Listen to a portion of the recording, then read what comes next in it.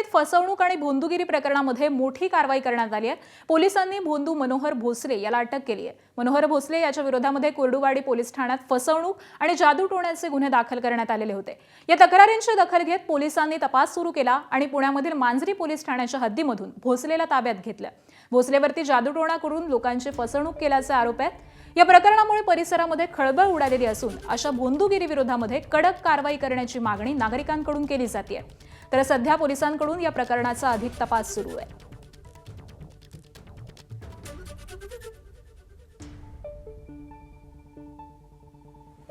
स्वतःला संत बाळूमामाचा अवतार सांगून भक्तांची आर्थिक फसवणूक करणाऱ्या भोंदूबाबा मनोहर भोसले याला सोलापूर जिल्ह्यातील ग्रामीण पोलीस दलातील कुर्डुवाडी पोलिसांनी जे आहे ते अटक केलेली आहे। खरं तर रिअल इस्टेटमधील व्यावसायिक तरुणाला जे आहे आर्थिक आमिष दाखवून फसवणूक जी आहे ते मनोहर भोसले आणि त्याच्या साथीदार विशाल वाघमारे यांनी केलेली होती आणि या दोघांना जे आहे कुर्डुवाडी पोलिसांनी अटक केलेली आहे। पुण्यातून या दोघांना अटक केल्यानंतर आज या दोन्ही आरोपींना जे आहे माढा न्यायालयासमोर हजर केलं जाणार आहे आणि त्यासाठी मनोहर भोसले आणि त्यांचे साथीदार विशाल वाघमारे या दोघांनाही आता कुर्डुवाडी पोलीस ठाण्यामध्ये आणलेला आहे आणि या ठिकाणी जी कायदेशीर प्रक्रिया आहे ती पूर्ण करून पोलीस जे आहे ते माढा न्यायालयामध्ये हजर करते। आता या ठिकाणी आपण बघताय मनोहर भोसले याला पोलीस जे आहेत ते कुर्डुवाडी पोलीस स्टेशनमध्ये घेऊन आलेत। कोर्टासमोर या दोन्ही आरोपींना हजर केलं जाईल। पोलिसांच्या वतीनं पोलीस कोठडीची मागणी जी आहे ती करण्यात येईल आणि वकिलांच्या तर्फे जे आहे मनोहर भोसलेतर्फे काय युक्तिवाद केला जातो ते देखील पाहावं लागणार आहे।